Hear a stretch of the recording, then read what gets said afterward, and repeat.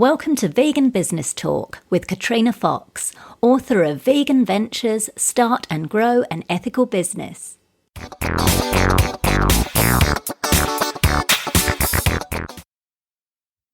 Hello and welcome to episode 75 of Vegan Business Talk. I'm Katrina Fox, journalist, author, media and PR coach, copywriter, editor and proofreader, and founder of Vegan Business Media, a content, events and training platform providing success tips for vegan business owners and entrepreneurs. In this episode, I interview Renee Hasseldine, a course creation and leverage expert from Share Your Passion in Melbourne, Australia. After a corporate career that included stints in the tech and finance sectors, Renee ran a careers coaching firm for 11 years. During that time, she was also part of the senior leadership team for Robbins Research International, leading and coaching participants through Tony Robbins' personal and professional development programs. Determined to not only live a fulfilled life herself as an entrepreneur, Renee founded Share Your Passion in 2014 to help other entrepreneurs do the same by leveraging their expertise, particularly by creating courses. She shares her signature 7-stage process of course creation in her best-selling book, Share Your Passion, which provides experts and entrepreneurs with a simplified system to launch their courses. In this interview, Renee discusses how to know when you're ready to create a course and the 4 foundations you need in place to do it successfully, the type of course you should avoid creating, the 7 stages of course creation, how to figure out what courses to create, how to work out what to give away for free and what to include in a paid course, the biggest mistake business owners make in relation to course creation, the different types of platforms for course delivery and how to choose which one is best for you, whether or not to have continual open enrolment or set start and finish dates for your course, and much more. Here's the interview with Renee Hasseldine from Share Your Passion. Hello, Renee. Thank you very much for joining me. So great to be here with you, Katrina. Yeah, I'm very much looking forward to digging in and learning from you and sharing with our listeners, particularly about course creation, which is what you're an expert in. But first of all, let me kick off with the question I ask everybody on the show. Why do you do what you do? Why do you run your business? What's your why?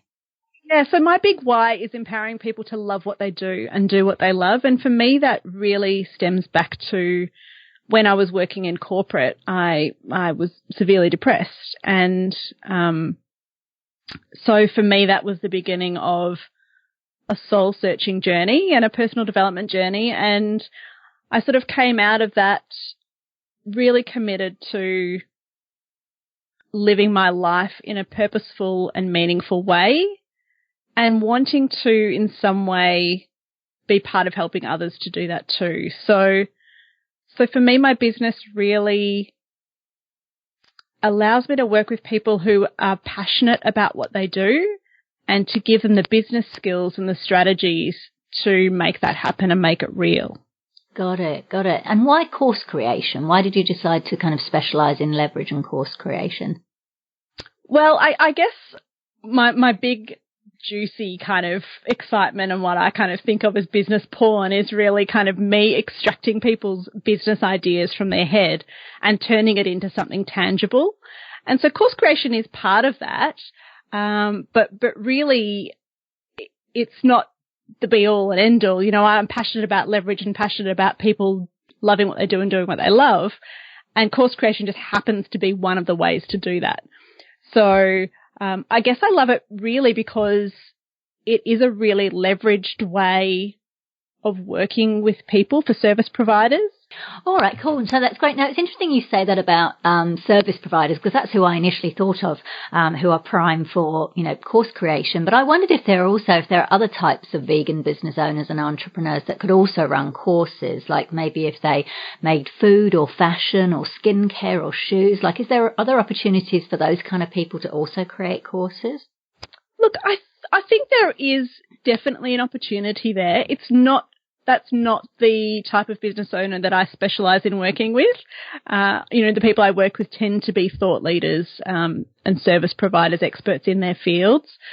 So that's what I have more experience in working with businesses of that ilk. But I also think that it's absolutely possible for product owners to think about how they could use courses as well. And the reason I say that is because courses, in a way, are kind of like the business card of the day. It's like, well, everybody's got a book now and everyone's an author. And then the next thing seems to be, well, you've got a course online as well. So I kind of think of it in a way as a business card and also, it's content marketing, if you like. So it could be possible for some businesses to embrace course creation. So, if I'm thinking in particular of food-based businesses, for example, of course you could have cooking programs and things that you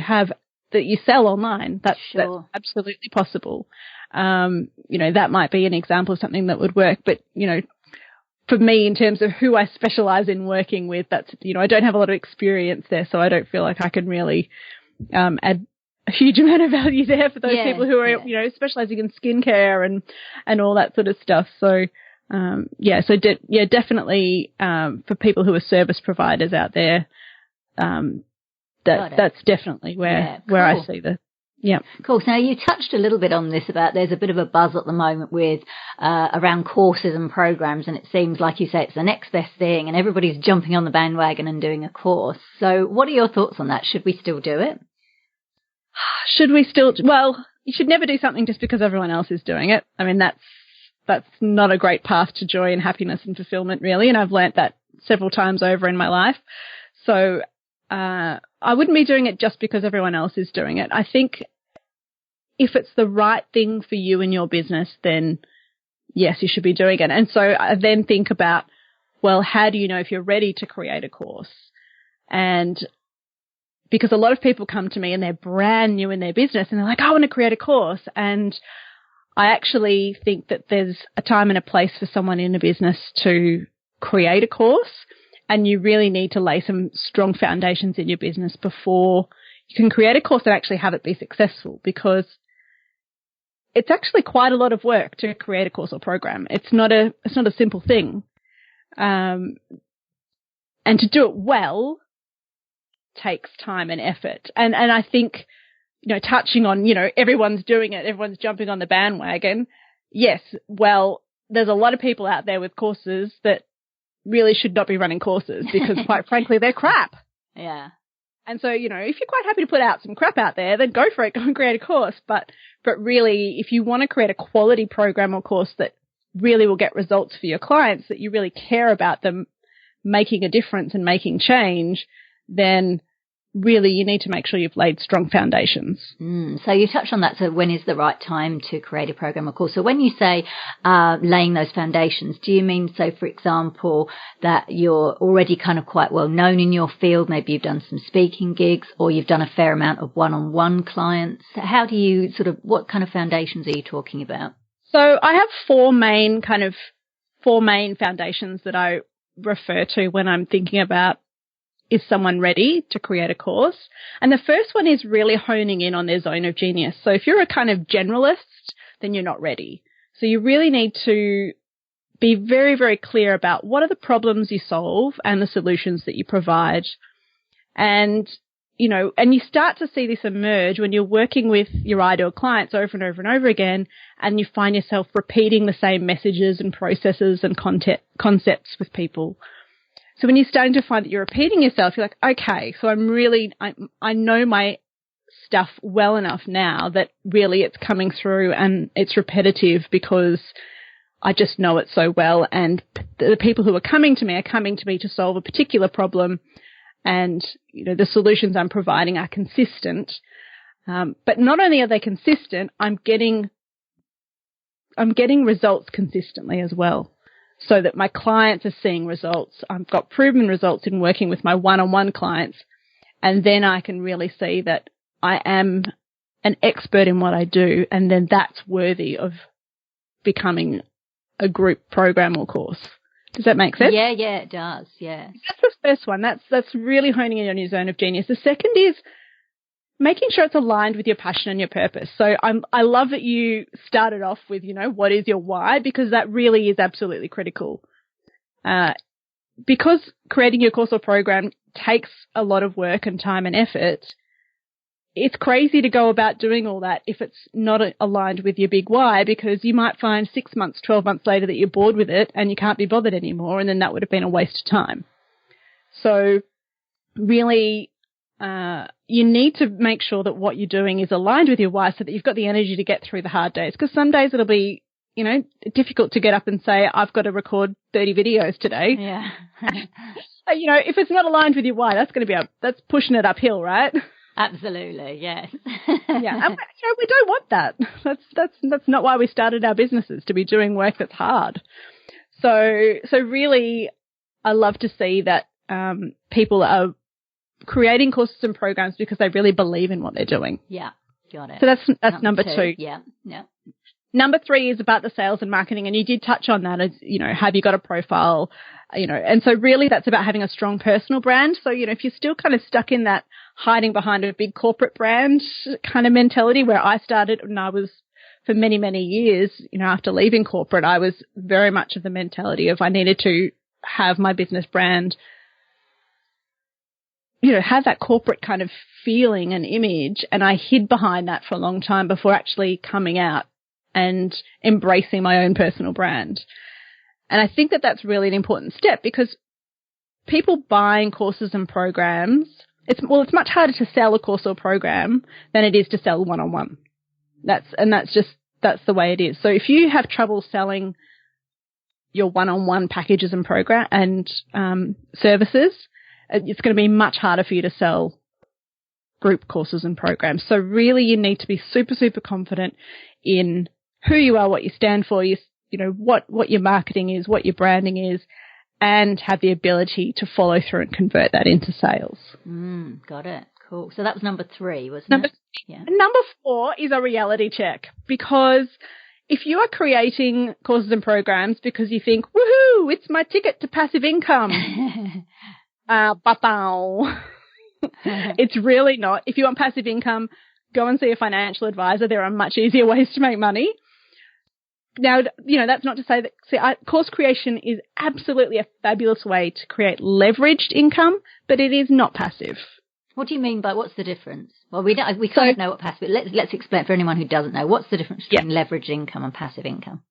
So passive is, you stick your money in a term deposit and you get a guaranteed return on investment for that, whatever percentage that you're getting for that money that goes in. Or, you go and see a financial advisor and they recommend an investment product. And, you hand over your cash, goes in, and then you get your percentage return on that each year. Pretty much in terms of your time and effort, it's negligible, right? It's as much time as it takes for you to have a meeting and set it up, maybe fill in a form or two. It's close to zero. As close to zero as you're going to get. A course or program is leveraged, and by leveraged I mean that you're getting more. When I talk about leverage, I'm talking about getting more with less. So you're going to be making more money in less time, or getting better results in less time, or having a bigger impact, reaching more people in less time with less effort. So that's absolutely possible with leveraged products, with courses and programs. But it's not passive. And I say that because even if you choose to create a course or program, stick it online and let it be completely unsupported, which I don't recommend, and just sell it out to the masses and don't, and just let it all sort of tick over in the background and let the technology take care of everything else. It's not passive because the amount of time you need to spend to set it up is significant. It's not just fill in a form and it's done. There are hundreds, if not thousands of hours involved in creating courses and programs. Yeah. So that's not passive. What about once it's created? Like, I know you say you don't recommend that type of course, but then once it's created, like you've done that initial work and then it's kind of done, is it then possible to be almost set and forget? And does it then become passive-ish? No, because it's definitely not a case of if you build it, they will come. Absolutely not. You need to do the sales and marketing, and that's not passive. Yeah. Yeah. You can't just set and forget. It's totally unrealistic to expect that to happen. Good. I'm glad you're saying that, because we do hear, as we said, from a lot of, I guess, unscrupulous marketers that, oh yeah, online courses, they're passive income, and it's so not true. And one of the things that came to me as you're thinking that, because I'm launching my own online course, which starts in a few weeks, and one of the reason that I started it actually was because people asked me to. Like, I was just quite happy. I was doing my weekly this weekly podcast, and I was busy creating my profile and, kind of, I guess, becoming the expert, known for being, helping vegan business owners and entrepreneurs. And I was quite happy sort of, doing all that and creating that and doing, consulting with people one-on-one. And then I literally had about, different people saying to me, you need to create some kind of course, so more people can have access to you and this and that. And it took a while for me to actually say, right, okay, this is what I'm going to do and this is the course that I'm going to do. And partly it really came from other people saying, hey, you need to run a course. But on that, what would you say, how do you know what's the right type of course to run? Because I know I personally had people I thought I can do an online PR course because it's very much in my background. I've been a journalist for nearly 20 years. I've got a whole load of, skill sets that I can definitely pass on to people. But then I also had someone else say, no, you should do a course based on your book, a more general kind of, vegan business book. And I'm like, no, that doesn't feel right kind of thing.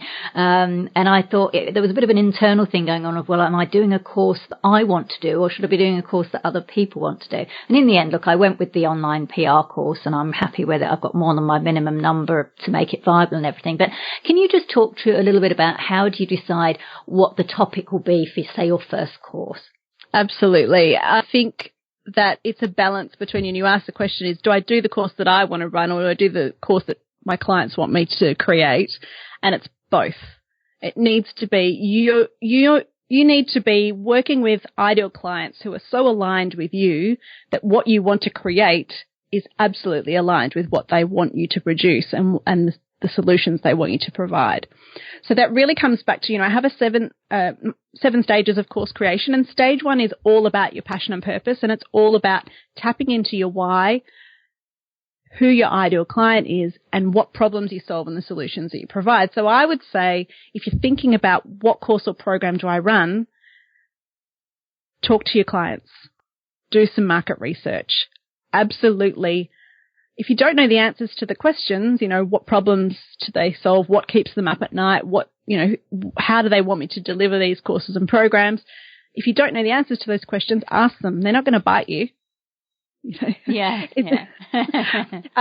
So I love the whole process of going through market research, and I continue to do that in my business because it brings me into contact and connection with people who, are often watching me from afar. They listen to my podcast or they read all my newsletters and my blogs and watch my videos and do all those things. And, they've got all this kind of one-directional kind of stuff. They're absorbing all of me, but I need to get that back sometimes to find out, okay, is it landing? Is it not? What's working? What's not?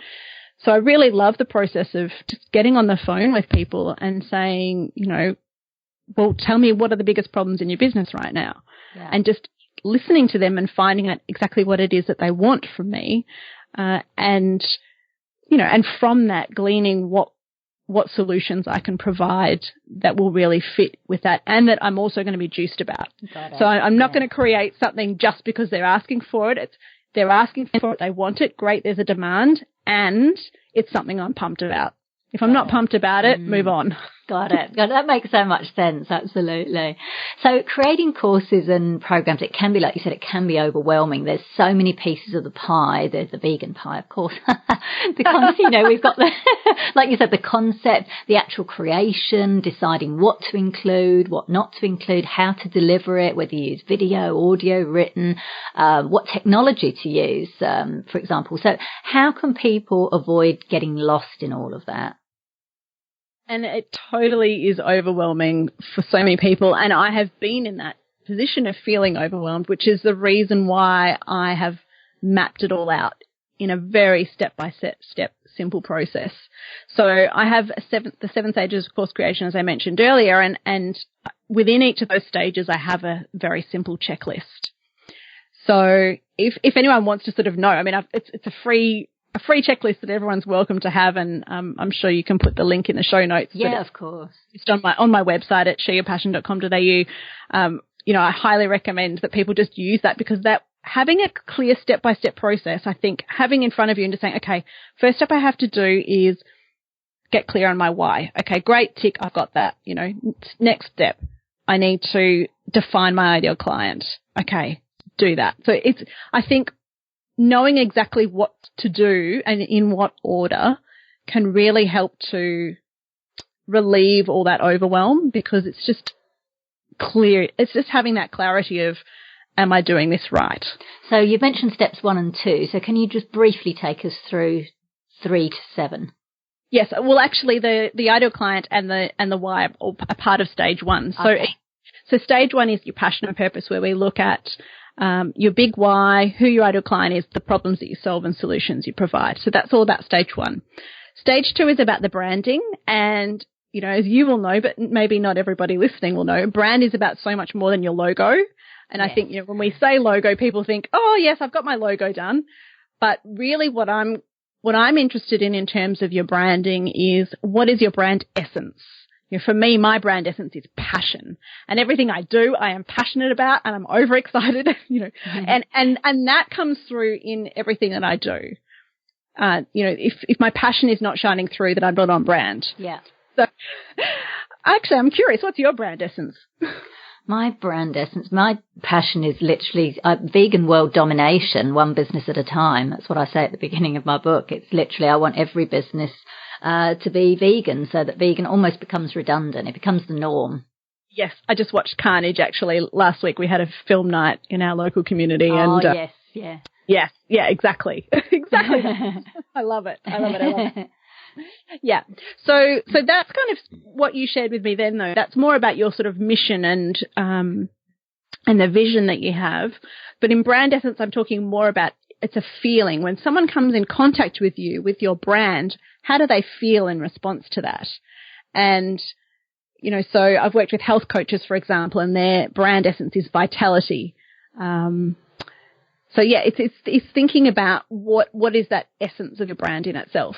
So that, and also encompassing brand as well is, we need to have some of those basics. Yes, you need a logo. Yes, you need your fonts and your colors all defined, because when we create our course and program, we want to make sure that all the slides or worksheets and all the materials that you create are on brand. So having those ready to go in the early stages is really handy when you get up to that point. So that's stage 2. Stage 3 is all about the product funnel and packaging it up. So looking at, well, I'm creating a course or program, but how does this fit into my whole business? Because I don't like to look at creating a course in isolation, because I think it's a dangerous way to go about it. You need to think about, well, why am I creating this course? How does that fit into my overall business? Where does that fit into my funnel? All that sort of stuff.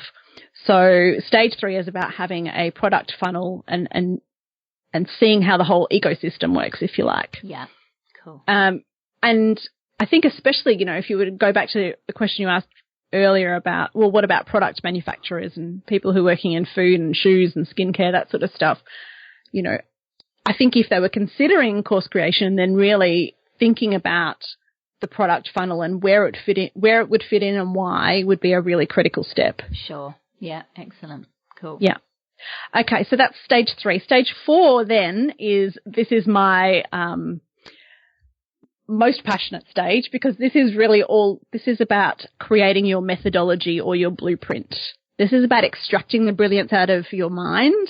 If you've got 10 years, or you said, I think you've got 20 years experience as a journalist, you've got so much knowledge in your brain that it's impossible. How are you going to share that with someone who's coming along to do a course, which is, a few weeks long or whatever it is? How can you possibly distill 20 years of information into 6 weeks or whatever the time frame is?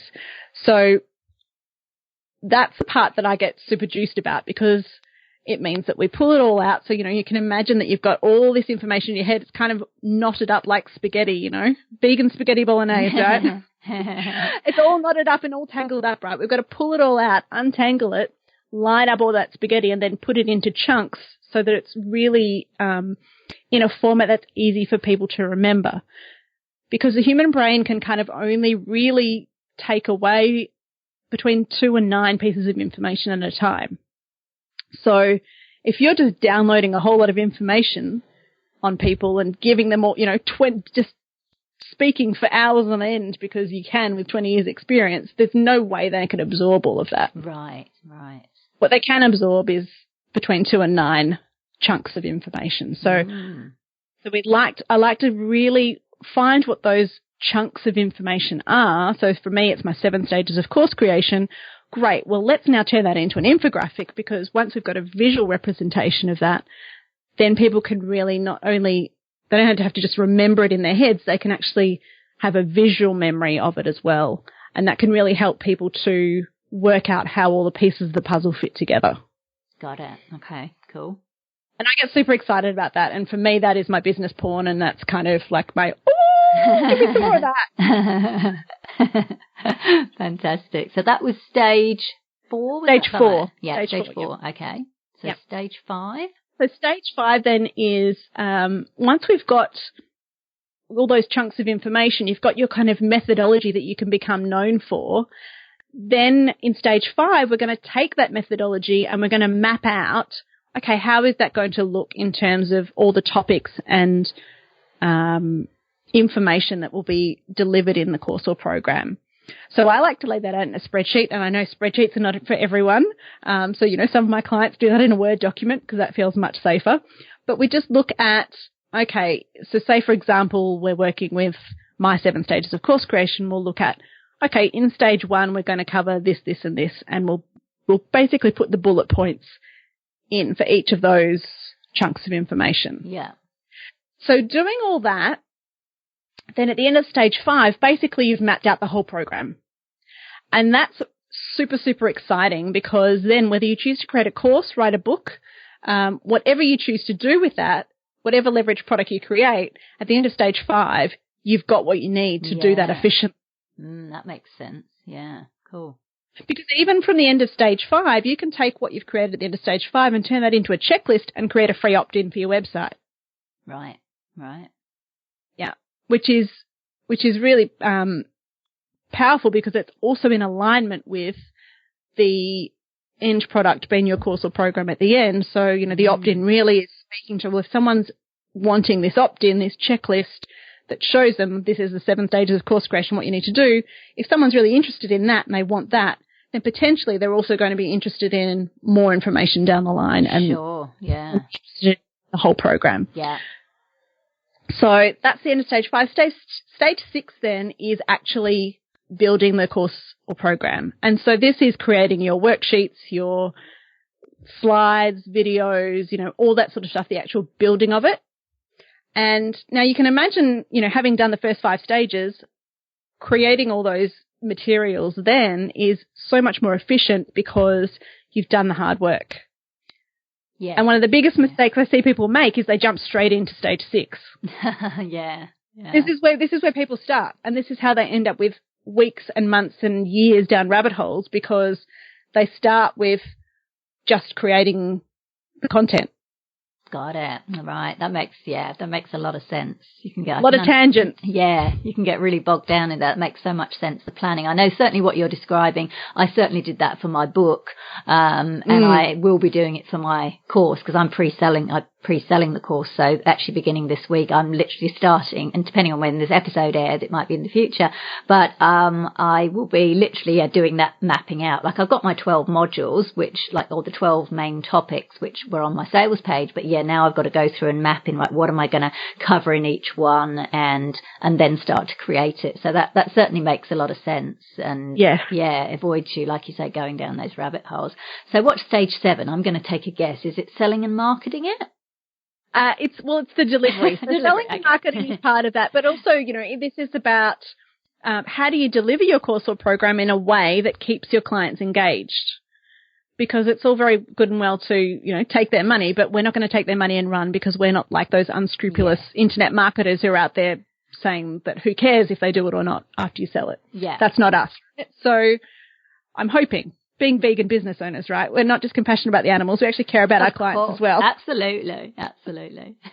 Good. Just checking. So we want to make sure in stage 7 that we are using everything we possibly can to make sure that our clients stay engaged and get results.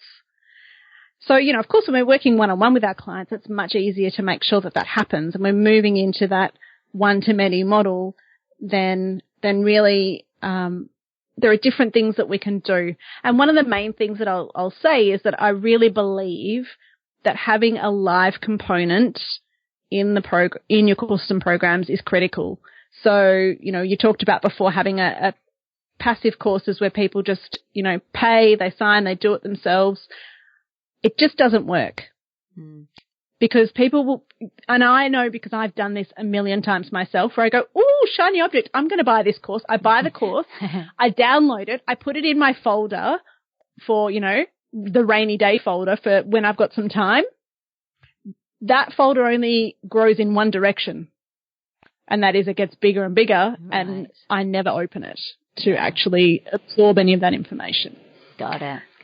Yeah, no, that's important. Yeah, that kind of leads me on to almost like the next question in terms of the technology then, like what technology should you use? So should you get, say, a WordPress plugin for your own website, or should you go with like a hosted site, independent site like Teachable or Yes Course? I'm actually using something called Yes Course, and I made that decision because it has a Q&A forum, so people can post their questions and get personal responses from me. And then I'm also running 3 live calls throughout the 12 weeks as well, so people can jump on and ask questions. So I like that you've touched on that, the whole importance of having that kind of live interaction, so people are not just left to their own devices. So can you say anything about the kind of ways to do that, or the best kind of technology? And depending on where somebody is at in their course creation, I guess, as well, that probably makes a difference. But yeah, what can you tell us about that? Yeah, absolutely. I can rant on and on about this topic forever and a day, but, I'll try and keep it concise for you.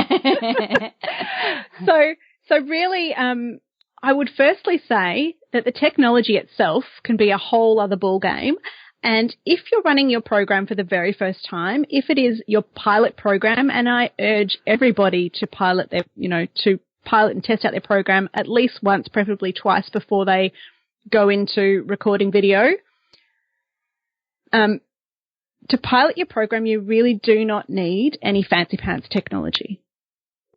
All you need is Zoom, so you can run conference calls and deliver your content live, and an email. Because when you're delivering your content for the very first time, if it is on video and your clients are watching it and you can't see their faces, you have no idea which bits are landing and which bits they're completely baffled by. Right. You've got no way of getting that immediate feedback for every single thing that is said. And I think that's dangerous. So I really love piloting programs. And so but what that would look like is, for example, someone signs up, I send them out the first email. It says, great, welcome to the program. On the first call, we're going to be talking about this, this, and this. Here's a little bit of homework for you to do, and I'll see you on Tuesday on our first call. Okay. And then they come along on Tuesday and I deliver the content live. So, whether I'm using slides or I'm just speaking directly to camera, deliver the content live so that I can, and also have the people who are attending see their faces as well. Mm-hmm. And so Zoom's great because it allows you to do that. Okay. And for those who haven't used Zoom, it's a similar technology to Skype. But I do love that, it really works well in this particular environment of running courses and programs live. Okay. So it means that then I can watch when people are not getting what I'm saying, and they can ask me questions on the spot as well so that I can refine my content as I go. Got it. So that's really, really powerful, because it means that the next time I run my course, it's going to be even better. Sure. And I really am completely committed to, constant never-ending improvement. So, that's one of the ways that allows me to do that. So So I deliver the content live, and then, at the end of the call, I set the task for, okay, so we've talked about this. Now go away and do X, Y, Z. And they go away and do that, and they bring back to me what they've done and share that on the program. And I think, what I really love about programs that I think that works super well is implementation programs, because we live in the day of Google. We do not need more information. Any information that, I can deliver in a course or program, if you look hard enough, you're going to find it on the internet anyway. Yeah. You'll probably find a video of me talking about it. You're not coming to me for information. You're coming to me for implementation and for me to hold your hand and make sure it's done and to give you feedback on what you're producing. Got it. Yeah. Yeah. And, so if someone comes to you for a PR course, Katrina, they're going to want to come to you and, they're going to write their press release and they're going to want you to see it and give them feedback on it. That's more powerful to them than you saying, this is how you write a press release. Yeah. Yeah. Actually, no. Yeah. Tell me how to do it. Then I do it and I show you and then you give me feedback. That's so much more powerful. Yeah. Yeah. Got it. Cool. So what about the differences then in, say, using something like, say, Teachable versus a WordPress plugin? I will get to that. Yes. So great. So in a pilot program, you don't need it at all. Right. Because you're delivering it live on Zoom and then you're, sending out worksheets or follow-ups or whatever, just using your email. So you don't need it when you're piloting the program. Once you've kind of got to the point where you're really confident with the content you're delivering and, you're like, okay, great, I've implemented some improvements based on feedback from the last round or two. Now I feel like this is ready for videos. You can record the videos and upload it onto a platform. My strong preference is to go for a hosted platform. So there are a couple of different ways you can go about it. You've got there are kind of three different types of solutions really that you can go for. There's the WordPress plugins that you mentioned. There are the third-party platforms like you mentioned, Teachable, Yes Course that you said, Thinkific is the one I use. There are a bunch of them out there and new ones coming out every day. And the third option is something like a Udemy, for example. Oh, yeah. Which is a marketplace. So, and there's a time and a place for each of them, but I'm a big advocate for the third-party hosted platforms like, you've chosen Yes Course, I think you said. Yeah. And, Teachable, Thinkific. I'm a big fan of that because most of us are not technology experts. And, inevitably, if you've got a website, bugs happen, things break.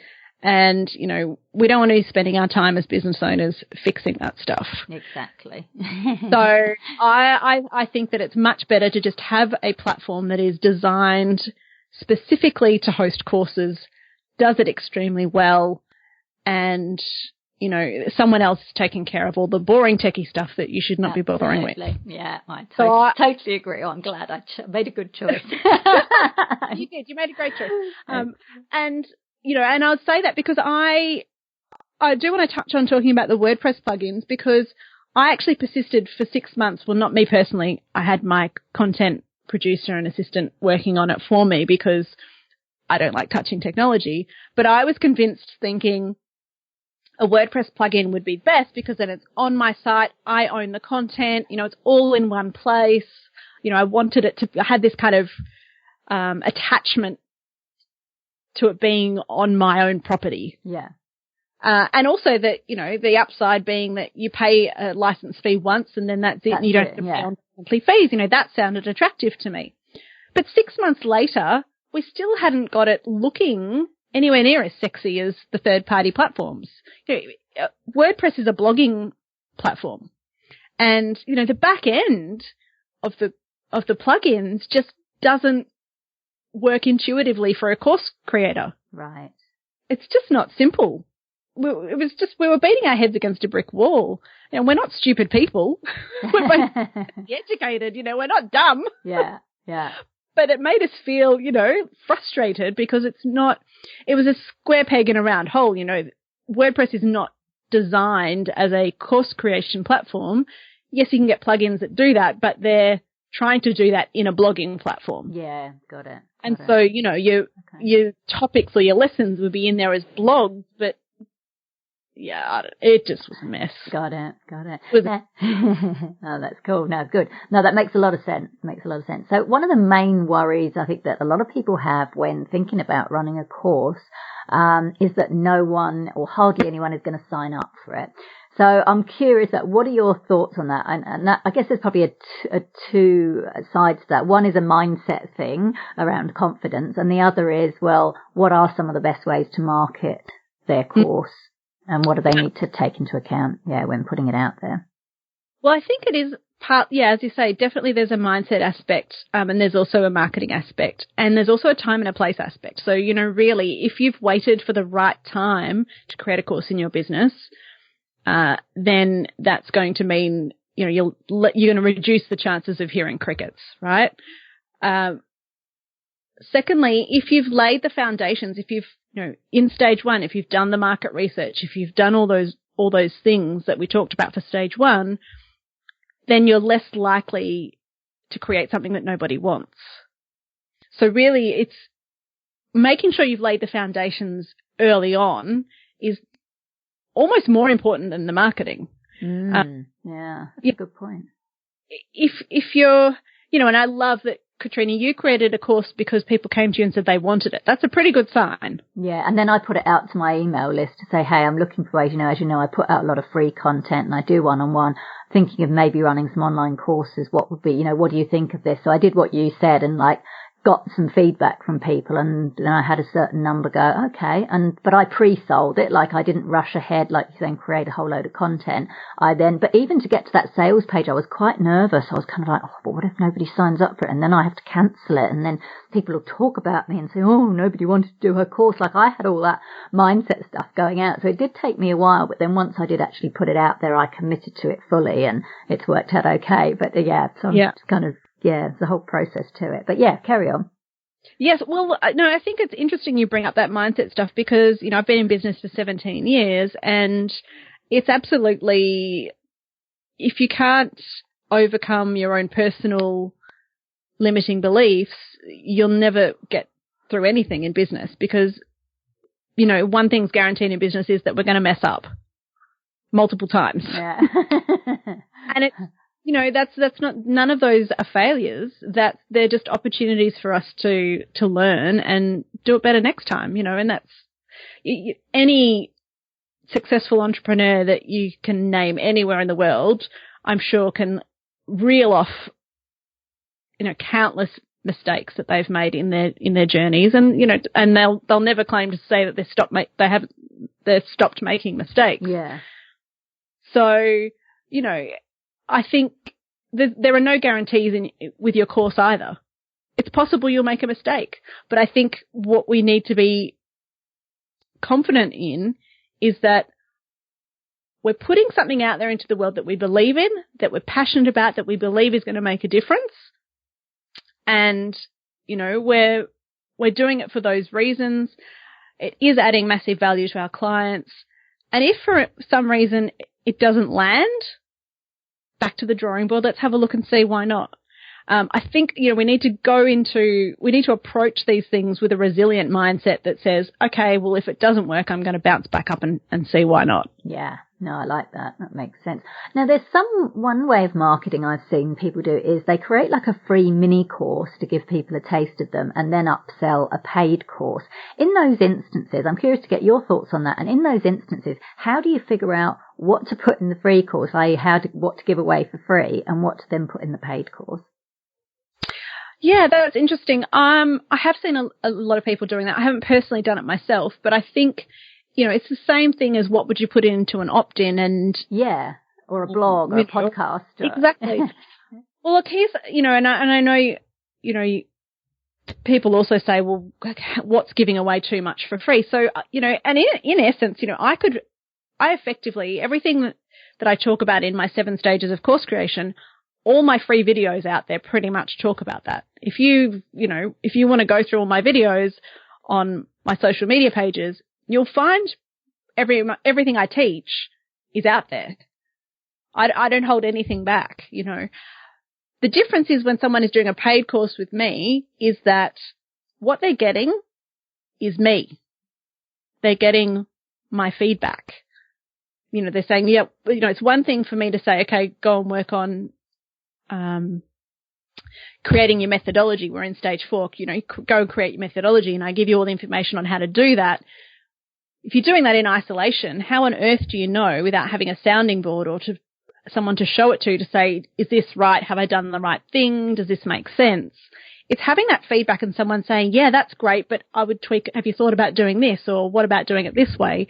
Having someone look at your work or look at what you've created and give you that feedback is actually what people will pay for. And I think, you know, to me, the difference between something that you give away for free, openly and generously, and something that people pay for is your personal time and input and effort.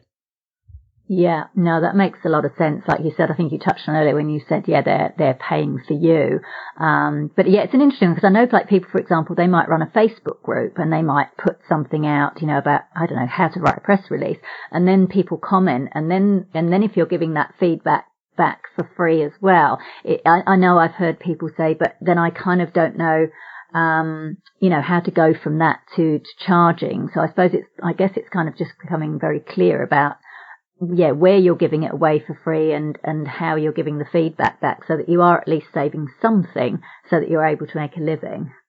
Yeah, and I think that's having clear boundaries. Right. Absolutely. But also the thing is that, you know, in a Facebook post, if someone's put a Facebook question out there and they're asking about how to write a press release and you respond to that in a comment, there is no way that your 20 years of experience is going to be distilled into that one comment. Yeah. And, you know, and also people are knowing, well, if this is what she can give away for free, then imagine what is behind that. You know, and so I come from this mindset of abundance, really, where I just feel like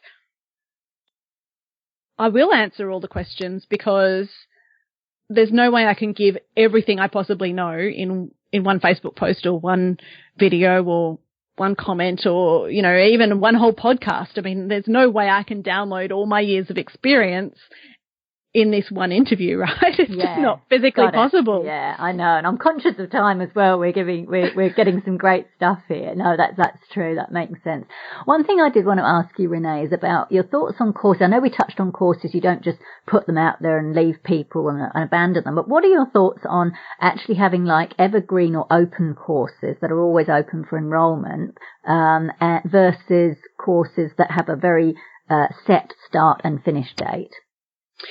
I think that partly depends on how you like to work, but also what works for the clients. So for me, I really believe in having supported programs. So if your program is, you know, very much, you know, for example, my 7 stages of course creation, you know, there's a chronological pathway there. You know, someone starts up, they're all working on stage 1 together, stage 2 together, etc. It makes sense for there to be a start date and for people to be in about the same stage as we're going along, so that when we're on the group calls and people are getting feedback on stage 1, we're all talking about stage 1. We don't have one person talking about stage 1 and another on stage 7, and that's confusing, right? Yeah. So I think it works well to have set start dates when you're providing feedback to people and, you know, when you're really giving supported, connected programs, because, you know, everyone can go on a journey together, and then they can create that sense of community and tribe, and then they can create connections between each other and support each other as well as they're going out there, you know, and implementing the stuff that they're learning in a program. Yeah. So I do love having set start dates for that reason. Yeah. Good. Yeah, I decided to do that with mine as well, because it's the first course I'm running as well. I really want to focus on those people that have invested in it and, you know, really look after them rather than being distracted with kind of constantly trying to get other people into it. So once it actually starts, I kind of really want to focus on that. So I can certainly relate to that. Yeah, I think so. I mean, the evergreen kind of model works well in that kind of mindset of, you know, well, you set up a course and you sell it and you don't care who does it. You know, it kind of ties into that. If it's unsupported, evergreen can work. Like if I put up a course and I can sell it for $49 and I don't care if someone finishes it or not, well, it doesn't really matter when the start date is because people are just going to do it on their own and there's no me time involved. Do you know what I mean? Got it. Yeah, for sure. So, that can work for you kind of entry-level products, but not your top end. Got it. We know as you were talking and you were saying, look, they're getting you and they're getting like your feedback. So is there a difference then between, or is there a kind of a line between, say, an online course versus, say, a group coaching program? Yeah, I kind of wrap them all up into one, really. I don't, it's hard to draw the line for me because, I come from a coaching background as well. So for me, there's coaching, mentoring, facilitation, and I don't really draw lines between what I'm doing. I just kind of work with whatever the client's producing at the time, I'm not thinking about, am I coaching now or teaching or whatever, but I think that, you have to ask me the question again. Sorry, Katrina. Just whether there was a difference between an online course versus a group coaching program. Yeah, so I guess when people talk about online courses, they're really, I think people probably when they imagine an online course, they're imagining that unsupported type of online course. I think, there's no real strict way that people use the terminology. I think, for many people, they're just interchangeable and different ways of talking about the same thing. Yeah. Potentially, if someone talks about an online course, they may be talking about something where they think that it's the videos and everything are all there. Someone pays, they absorb it in their own time and there's no support. That could be what people are imagining. Got it. Okay. Yeah. All right. And I probably use them more a bit interchangeably, and I would say, I would say that you can still with an online course or, so I just say course or program, and to me they're interchangeable. Good. And I think it probably depends on geographically where you are too, because I think, for our friends in the States or, other places around the world, course or program also means something different if you're thinking about, university or college or all that sort of, the way that those words get used in different contexts. Sure. Really, they can have so many different meanings, but in the way I talk about it, it's more they're pretty interchangeable. Got it. Now you've touched on your 7 stages, which is fabulous, and that's in your book, Share Your Passion. So obviously, having a book is a great way to leverage yourself. And I'm just conscious of time because I know we've been chatting a bit, but obviously we'll put a link to your book, which is fantastic. But what's it better to do then? Write a book first, or create a course first? Yeah, now this is a bit chicken and egg, isn't it? And I say in a vegan, chicken roaming free, not caged up or owned or used by anyone for any particular reason. I was just thinking about you. How do you say it? Can you still say chicken or egg and then it be vegan? I think we can, yeah, because it's non-exploited. Yeah, non-exploited. We're not exploiting it. No. So it can be, because in one sense, having the book there is, having a book is a credibility, an authority piece, right? It adds weight to your profile and who you are and what you stand for and, all that sort of stuff. So in that sense, it's excellent. Having a course or program as well is also, we talked about it being potentially a bit like a business card, but it's also a leveraged income source. And so if you're writing a book, it's great to be able to then refer to the course or program and say, if you love this book and you want more, hey, here's the link to my course. You might want to come and join me or whatever. So if your course is already available when you write your book, then you can refer to the course and upsell to that from the book. Right. If that makes sense. Yeah.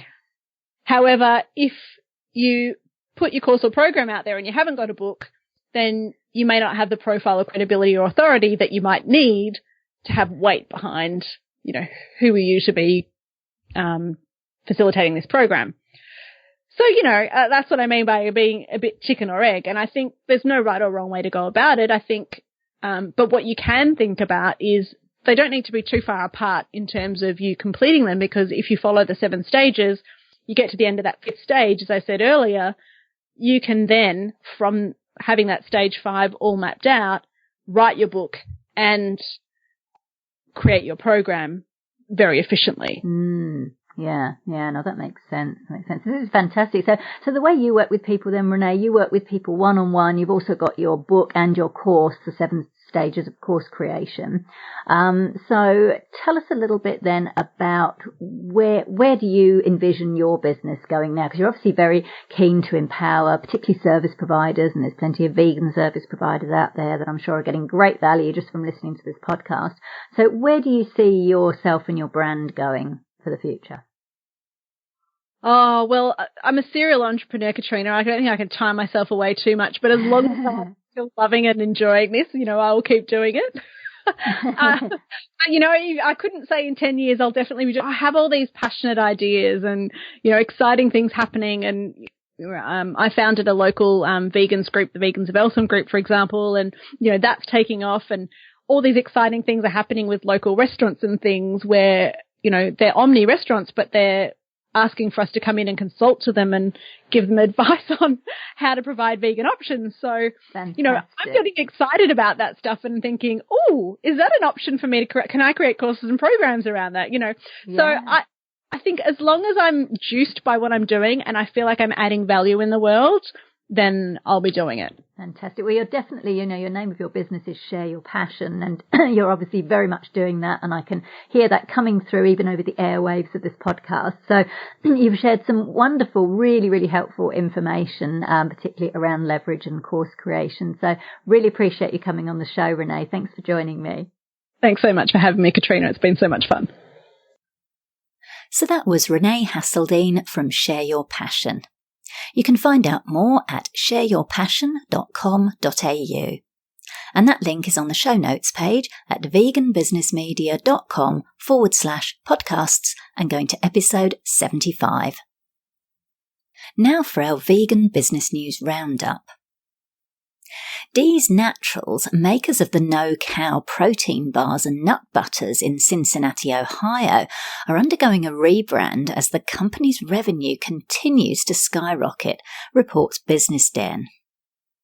Owner Daniel Katz, who's just 20 years old, is aiming to hit $100 million in revenue by 2019 after the 2-year-old company increased sales from $1 million in 2015 to $10 million in 2016. The protein bars and nut butters, which use rice and pea protein to replace dairy, are currently available in around 12,000 stores across the US, including CVS, GNC, and the Vitamin Shop. Earlier this year, that's 2017 if you're listening in the future, the company received backing from the venture capital arm of General Mills, as well as Chicago-based private equity firm 2x Consumer Products Growth Partners, and appointed an experienced food industry professional as CEO. Katz said the company's aim is to increase sales at existing stores rather than expanding. Meanwhile, it's undergoing a rebrand to change the name from Dee's Naturals to No Cow. The new brand and logo, along with new products, will be available by January 2018. Wow, isn't it great to see so many young entrepreneurs like this doing so well with vegan products? A new vegan restaurant that celebrates African heritage has opened in Baltimore, Maryland, reports Afar.